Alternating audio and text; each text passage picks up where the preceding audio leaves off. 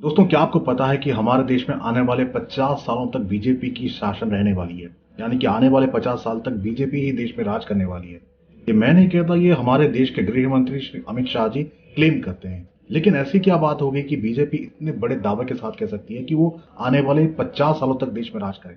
जानेंगे इसी वीडियो में, तो प्लीज वीडियो को लाइक करके चैनल को सब्सक्राइब कर दीजिए और दबा के शेयर कीजिए और बेल आइकन जरूर दबाइए, वरना आपको पता भी नहीं चलेगा कि मैंने कोई वीडियो डाली हुई है। सबसे पहला कारण है अनअपोलोजेटिक हिंदुत्व। यानी कि जैसे हो वैसे दिखो। अगर आप हिंदू हो तो फिर आप हिंदू की तरह दिखो। 1947 से 2014 तक देश में ऐसी ऐसी सरकारें आई, ऐसे ऐसे नेता बने जो कि खुद को खुलकर हिंदू दिखाने में संकोच करते थे। उनको यह लगता था कि अगर वो ज्यादा हिंदू नहीं दिखेंगे तो ऐसा में उनकी ज्यादा सेक्युलर छवि बनेगी, जिससे उनको अच्छे से वोट मिल पाएंगे, आधे हिंदू के तो आधे मुसलमान के और बाकी दूसरे धर्म के। लेकिन बीजेपी में ऐसा बिल्कुल भी नहीं है। ये कहता है कि अगर आप हिंदू हो तो फिर हिंदू दिखने चाहिए, जिंदा हो तो जिंदा दिखने चाहिए। ये खुद को कभी भी सेक्युलर दिखाने की कभी भी कोशिश नहीं करते। बीजेपी में ऐसा एक भी नेता आपको नहीं मिलेगा जो कि खुद को हिंदू दिखाने में कभी भी संकोच करता हो, या फिर पूजा पाठ या फिर मंदिर दर्शन करने में खुद को भी कहीं पे भी रोकता हो। इसे कहते हैं अनएपोलोजेटिक हिंदुत्व छवि, जिसको बहुत सारे विपक्षी दल ना इसको एक्सेप्ट नहीं करते। उन्हें लगता है कि भाई ये देश को हिंदू राष्ट्र बना देंगे।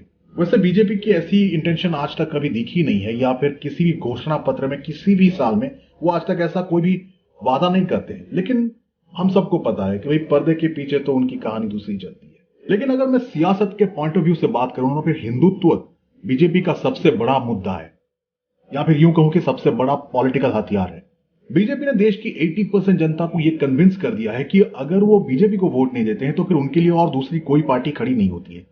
देश में आए दिन कोई ना कोई एक हिंदुत्व मुद्दा, यानी कि हिंदू से जुड़ा कोई भी मुद्दा हमेशा भारी रहता ही है, और ये रेगुलरली आते रहता है। वैसे इसमें बीजेपी की डायरेक्ट कोई रोल नहीं है, दूसरे लोगों की भी रोल है। लेकिन एक तरीके से हिंदुत्व, हिंदू और हिंदुस्तान, ये तीन मैटर हमेशा इनमें भारी रहते हैं देश में जब भी बीजेपी की बात आती है, और ये उनका काम भी करता है। अब हर पार्टी की अपनी अपनी पॉलिटिकल स्ट्रेटेजी होती है, तो बीजेपी की ये स्ट्रेटेजी है, इसमें कुछ बुरा भी नहीं है। अब देश में जितने भी ऑपोजिशन पार्टीज है, ये सारी बीजेपी के ऊपर आरोप लगाती हैं कि भाई बीजेपी हिंदू मुस्लिम हमेशा करती रहती है। लेकिन इसके ऑपोजिट बीजेपी का यह कहना है कि भाई अगर देश में मुस्लिम पार्टी हो सकती है, सेक्युलर पार्टी हो सकती है, समाजवादी पार्टी हो सकती है, लेफ्ट पार्टी हो सकती है, तो फिर ऐसे में एक हिंदुत्व वाली पार्टी होना क्या बुरा है। अब दूसरा मुद्दा यह आता है कि बीजेपी के ऑपोजिशन में जितनी भी पार्टियां हैं वो सारी की सारी की फैमिली बेस्ड पार्टी है, या फिर यूं कहो कि पर्सनैलिटी बेस्ड पार्टी है, जहां से अगर उन मुखियाओं को, उन पर्सनैलिटीज को, उन फेसेस को अगर निकाल दिया जाए तो फिर उस पार्टी का कोई भी अस्तित्व नहीं रहता। उसके ऑपोजिट बीजेपी एक कैडर बेस्ड पार्टी है, इसका कोई मालिक नहीं है, इसमें कोई फैमिली नहीं है। बीजेपी यह भी कहती है कि भी हमारी पार्टी ही हमारी फैमिली है, जिससे कोई भी बीजेपी का अध्यक्ष बन सकता है, कोई भी इनका प्रधानमंत्री बन सकता है, कोई भी किसी भी पद, कितना भी बड़ा पद हो, वहां तक पहुंच सकता है, जो कि असली लोकतंत्र का ही एक हिस्सा है। अब इसको एक एग्जांपल से समझते हैं। सोच के देखिए कि आम आदमी पार्टी से अरविंद केजरीवाल निकल जाते हैं, या फिर तृणमूल कांग्रेस से ममता बनर्जी निकल जाती है, या फिर बीएसपी से मायावती निकल जाती है, एसपी से अखिलेश यादव निकल जाते हैं, या फिर आरजेडी से लालू परिवार निकल जाता है। ऐसे में उस पार्टी का कोई भी अस्तित्व नहीं रहेगा। या फिर कांग्रेस पार्टी से गांधी परिवार निकल जाए, सोच के देखिए, इम्पॉसिबल है। भले वो कुछ भी हो, कैसी भी हो, लेकिन उन्हें उनके बिना इमेजिन करना इम्पॉसिबल है, और उस पार्टी का कोई भी अस्तित्व नहीं रहेगा। लेकिन इसके विपरीत ना मोदी जी के ना आगे कोई है और उनके पीछे ना कोई है। उनके उत्तराधिकारी के अगर हम देखें तो फिर अमित शाह हो सकते हैं, लेकिन उनके बेटे राजनीति में एक्टिव ही नहीं है, और जितनी भी रही सही कसर होती है ना, उसे आरएसएस पूरा कर देता है। अब आरएसएस की आइडियोलॉजी कुछ ऐसी होती है, उनका मानना होता है कि आपका संघ ही आपका परिवार है, आरएसएस ही आपकी परिवार है, ना कि आपका परिवार आरएसएस है। ऐसा में ये कोई भी डाउट नहीं रहता कि बीजेपी में आगे चलकर कोई भी एक मालिक बन जाएगा, कोई एक ऐसा आदमी बन जाएगा जो कि कभी पार्टी की गद्दी छोड़ेगा ही नहीं। अब तीसरा मुद्दा आता है इंटरनल सिक्योरिटी। अब देश में आज तक जितनी भी सरकारें थी वो सेना और राजनीति को अलग रखती थी, और सेना की जितनी भी एक्टिविटीज होती थी उनको देश में मेन स्ट्रीम मीडिया में वो कभी भी डिस्कस नहीं करती थी। लेकिन इसके ऑपोजिट बीजेपी ने मेन स्ट्रीम मीडिया में इंटरनल पॉलिटिक्स को इंटरनल सिक्योरिटी के साथ जोड़ दिया। चाहे वो सर्जिकल स्ट्राइक का मुद्दा हो या फिर अग्निवीर योजना का मुद्दा हो, बीजेपी ने खुलकर इसको मेन स्ट्रीम मीडिया में इसको डिस्कशन किया है, जिससे देश की एक बहुत बड़ी आबादी को यह कन्विंस हो गया है कि भाई जब तक बीजेपी है, बाहरी देश या फिर दुश्मन देश हमारा तो कुछ नहीं बिगाड़ सकती। लेकिन इसके ऑपोजिट दूसरी जो पार्टीज हैं वो अपनी राजनीतिक स्वार्थ के लिए, अपनी राजनीतिक पॉलिटिकल माइलेज के लिए अभी सेना के ऊपर ही सवाल खड़े कर देती है, जिसकी वजह से बीजेपी को और एक मौका मिल जाता है कि भाई वो इंटरनल सिक्योरिटी को और भी ज्यादा खोल के बताए। वो बताए कि भाई देखो हम सेना के साथ हैं, लेकिन ये लोग सेना के साथ नहीं है।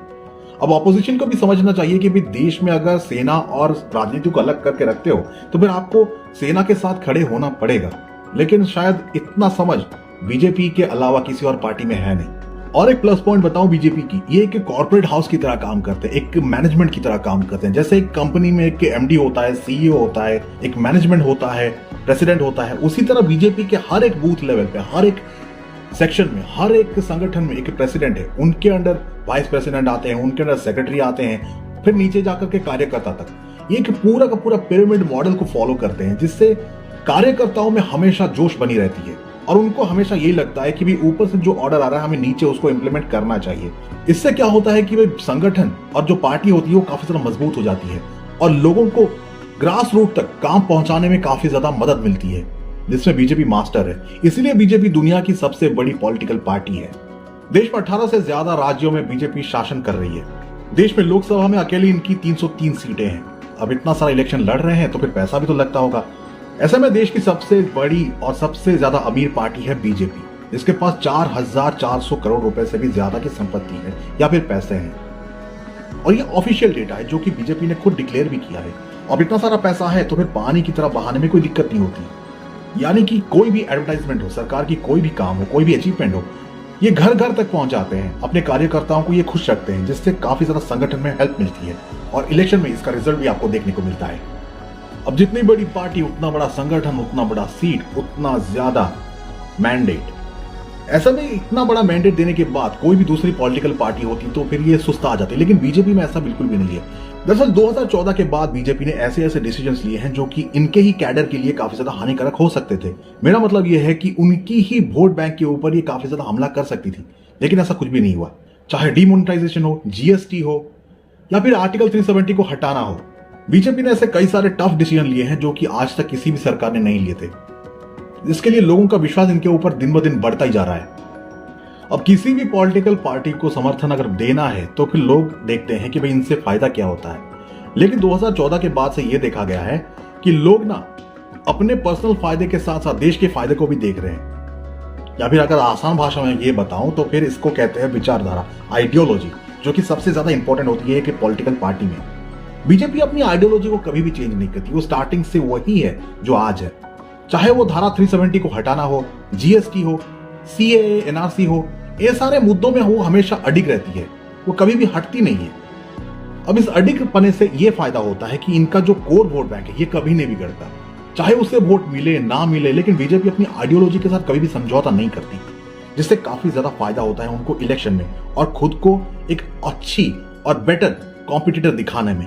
तो अगर मैंने जितने पॉइंट्स बताए अगर उनके ऊपर ध्यान दिया जाए तो फिर मुझे यह लगता है कि बीजेपी आने वाले 50 सालों तक तो देश में राज करेगी करेगी। अगर बीजेपी किसी भी तरीके से किसी भी मुद्दे पे अगर फेल हो जाती है सेंटर में, तो फिर उन सब चीजों को अपने राज्यों में, जिन भी स्टेट में वो रूल करते हैं, उन पे जाकर के वो इंप्लीमेंट करती है, जिससे लोगों का विश्वास बढ़ता है और ये पता चलता है कि भाई ये जो मुद्दे हैं इन्हें एक बड़े स्केल पे, एक नेशनल वाइड लेवल पे इसको कवर करना चाहिए।